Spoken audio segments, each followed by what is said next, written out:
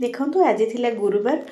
तो आज लंच थाली रे मु कौन कौन बनई तो देखिपे यहाँ हूँ टमाट खट्टा ता संगे फुलकोबी नाड़ तावा भजा कराई संगे यहाँ मटर चणार कषा कराई छुई आलू और बेसर टमाट देकी तो मु आज पूरा शीत दिन में एमती ताजा माने आमर ताजा और फ्रेश आमर सब प्रकार परिया मिलता है जमती फूलकोबी टमाटो सब एभेलेबल थाए और सेटा भी बहुत फ्रेश थाए तो मुझे से रेसिपी को नहीं आसी तो देखंतु पूरा रेसिपी आ निहाती कमेंट रे जणेबे। तो नमस्कार जय जगन्नाथ आशा करुँची समस्ते भल देवे मु भी बहुत बढ़िया अच्छी तो मु वेलकम करुँची मो channel Ankita recipe and blogs रे। तो चलते स्टार्ट करवा आज गोटे नुआ रेसिपी। तो देखिपे यहाँ हूँ मोर फूलकोबी नाड़ तो मुझे पूरा चुन चुन करके काटी नहीं सब गुड़ा काटिकी मु प्रेसर रे मु दुईटा हुइसिल हाई फ्लेम रे आपको आम देबा अल्प आपको लुण अल्प देबा ता संग को अल्प हलदी देकी दीटा हुइसिल हाई फ्लेम रे दे देबा दे सारा पर देखंतु मु सब गुड़ा को भलसे छाणीकी काढ़ी नहीं पानी रो बिल्कुल पानी रखिबे तापर देखंतु एटा मु सब बेले कोन करे ना एमती चाउल माने ग्राइंडर करके मो पाखरे रखी थाए जदी नाही आपण पाखरे आपण एथिरे चाउल जीरा अल्प रसुण पकेकी सुखिला लंका ग्राइंडर करें मो पाखे थिला जेहेतु यहाँ मो सोरष मसला नहीं जीरा सोरष रसुण छोट खंड अदा तापरे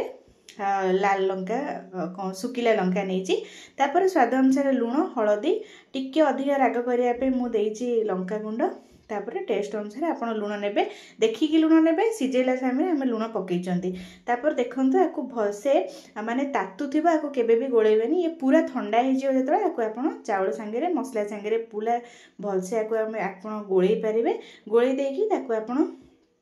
मीडियम फ्लेम रे एमती गोटी गोटी करके भलसे ताको आमे कौन करवा ना सब गुड़ा को पूरा तावा कभर करके आमे पकई नबा मीडियम फ्लेम रे सब गुड़ा को पकई सारा पर पाखापाखि यहाँ टिके अधिक टाइम टेकिंग निए भाजी भजाटा माने प्रिपेयर हवापाई बाकी गरम भजा बहुत बढ़िया लगी थाए माने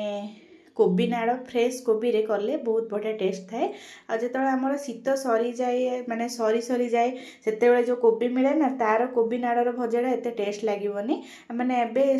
माने शीतटा टिके अधिका स्टार्ट हो जाउछि एबे जो कोबी आमर फ्रेश कोबी मिलुछि आमे सेथिरे ताको प्रिपेयर कले बहुत टेस्ट लगी थाए आपण माने एटा को घरे निहाती बनातु जदी जान नथिबे आर रेसिपी माने केजणा को राई करथांदे सोरष मसला देकी न तरकारी करंती भजा करंती बार भेराइटी आइटम अछि किंतु एडा होचे मो सासु मांकर आइटम मु भी जान नथिली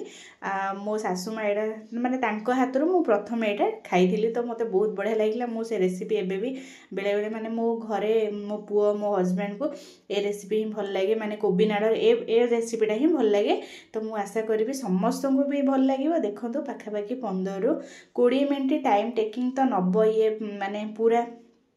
खड़खड़ फ्राए होगापी माने जेहेतु चाउल ग्राइंडर कराई भितर सोरष मसला देती कंचालिया टिके रहिले सी भजाटा टेस्ट आसबन तो पाखापाखि पूरा ताको एमती कड़कड़ करके भाजापी पाखापाखि 15 ରୁ 20 मिनट सी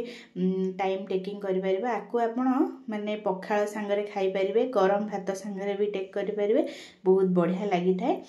तो देखो ये रेसिपी जदि आपण माने घरे करि नथिबे केबे भी ताहले निहाती ट्राई करंतु मते निहाती कमेंट माध्यम रे जणेबे केमती कोन लागुची तापर देखंतु मु आउ गोटे रेसिपी बनैछि एठी माने टमाटर खट्टा टमाटो तो शीत दिने पूरा जानचंदी टमाटो एमती रे पूरा बहुत माने फूलकोबी गोटे टमाटो गोटे तापरे ता संग गोटे फलकोबी बहुत बढ़िया एभेलेबल पूरा सस्ता दाम रे भी सस्ता थाए आउ बहुत ताजा भी मिल था देखो मु पूरा पाचिला टमाटो भलसे नहीं धोईकी ताको एमती माने 4 पीस लाखे करके हमें आपन काटी पारिबे आपन छोट कर जदी काटुचंदी काटी भी पारिबे देखो मु प्रथम टमाटो को सिजा बसई देली गोटे कड़ाई रे टेस्ट अनुसार आपन दे देबे लुण हलदी लंका गुंड तापर मुझे दे देछि किछि माने खजरा नहीं ये खजराटा बिल्कुल आमर